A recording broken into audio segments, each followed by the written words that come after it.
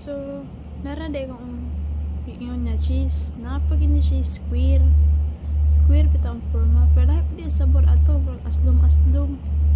Lahi po ni nga cheese ha. Aniha. Lahi po ni siya. Ang pangalan ani nga cheese. Ang brand ba to niya? Nawala manggod ang pangalan ani niya man. Nako'y tea diri kay tagaan kong tea ba niya. Wala na ako na timpla. Kasi timpla na ako. Das mo adlaw. Kani siya. Ang pangalan ani niya kay yung brand name ata niya yun. No? President. President. Pero cheese ya. Humong na gani siya.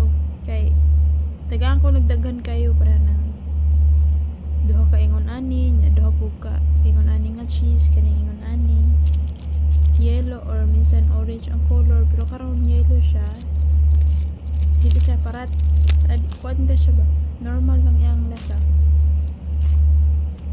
and then usahay taga po square nga kung unsa ni siya kadako tagaan ko atong cheese nga kung unsa ni siya kadako marang kuan bitaw 1/4 yung kadako na to ba na dito sa ubos ano ko gidala sa diresta sina dito sa ubos na dito sa akong tinapay namo ko tinapay dito sa ubos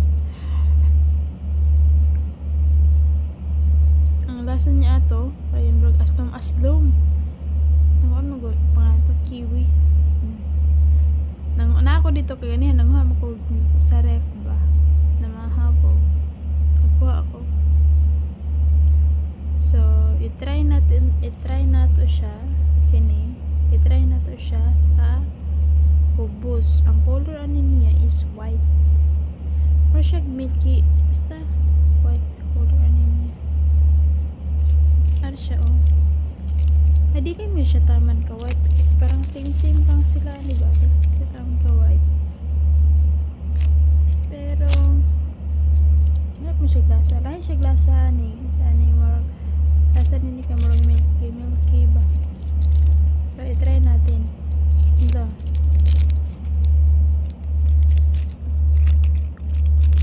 buti hindi na sira ba pakuha ko ng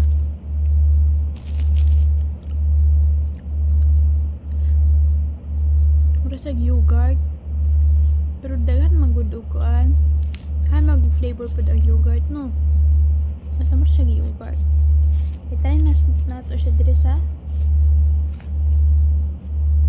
panit sa camel